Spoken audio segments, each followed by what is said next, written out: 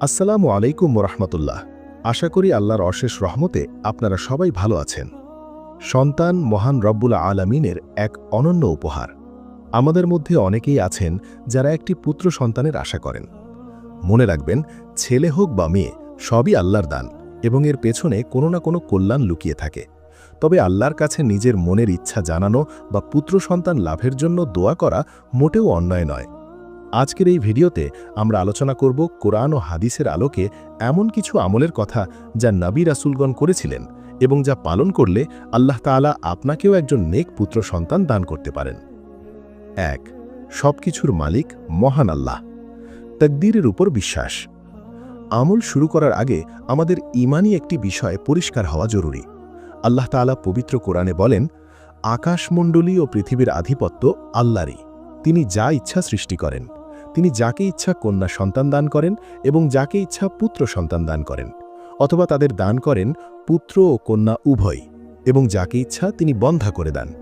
সূরা শুরা ৪৯-৫০। তাই প্রথম শর্ত হল আল্লাহর সিদ্ধান্তের উপর সন্তুষ্ট থাকা। আপনি দোয়া করবেন, কিন্তু যা পাবেন তাতেই আলহামদুলিল্লাহ বলবেন। ২.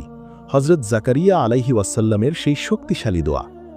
পুত্র সন্তান লাভের জন্য সবচাইতে বড় উদাহরণ হলেন হযরত জাকারিয়া আলাইহি ওয়াসাল্লাম। তিনি বৃদ্ধ বয়সেও আল্লাহর কাছে সন্তান চেয়েছিলেন। তিনি কোনো সাধারণ সন্তান চাননি, চেয়েছিলেন একজন উত্তরসূরি। তিনি যে দোয়াটি করেছিলেন সেটি আল্লাহ কবুল করেছিলেন এবং তাকে ইয়াহিয়া নামক পুত্র সন্তান দান করেছিলেন। দোয়াটি হল, রব্বি হাবলি মিল্লাদুনকা যুররিয়াতান তাইয়্যিবা ইন্নাকা সামিউদ দুআ। অর্থ, হে আমার পালনকর্তা, আপনার পক্ষ থেকে আমাকে পবিত্র সন্তান দান করুন। নিশ্চয়ই আপনি প্রার্থনা শ্রবণকারী। সূরা আল ইমরান ৩৮। এই দোয়াটি আপনি প্রতি নামাজের সিজদায় বা নামাজের শেষে অত্যন্ত বিনয়ের সাথে পাঠ করতে পারেন। ৩. হযরত ইব্রাহিম আলাইহি ওয়াসাল্লামের আমল। হযরত ইব্রাহিম আলাইহি ওয়াসাল্লামের কোনো সন্তান ছিল না দীর্ঘকাল। তিনি আল্লাহর কাছে একনিষ্ঠভাবে দোয়া করেছিলেন। তিনি বলেছিলেন, রব্বি হাবলি মিনাস সলিহিন।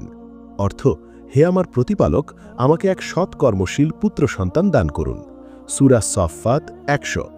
আল্লাহ তাআলা তার এই দোয়া কবুল করেছিলেন এবং তাকে ইসমাঈল আলাইহি ওয়াসাল্লাম এবং ইসহাক আলাইহি ওয়াসাল্লামের মতো মহান পুত্র সন্তান দান করেছিলেন। যারা নেক সন্তান চান তাদের জন্য এই ছোট দোয়াটি শ্রেষ্ঠ আমল। ৪. অধিক পরিমাণে ইস্তেগফার করা।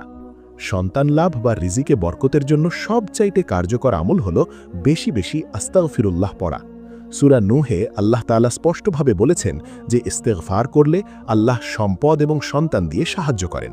আল্লাহ বলেন, অতঃপর বলেছি, তোমাদের পালনকর্তার কাছে ক্ষমা প্রার্থনা করো। নিশ্চয়ই তিনি অত্যন্ত ক্ষমাশীল। তিনি তোমাদের উপর অজস্র বৃষ্টিধারা ছেড়ে দেবেন এবং তোমাদের ধন সম্পদ এবং সন্তান সন্ততি বাড়িয়ে দেবেন। সূরা নূহ ১০-১২। তাই প্রতিদিন অন্তত ১০০ বার বা তার বেশি ইস্তেগফার পড়ার অভ্যাস করুন। এটি বন্ধাত্ব দূর করতে এবং নেক সন্তান লাভে অলৌকিক ভূমিকা রাখে। ৫.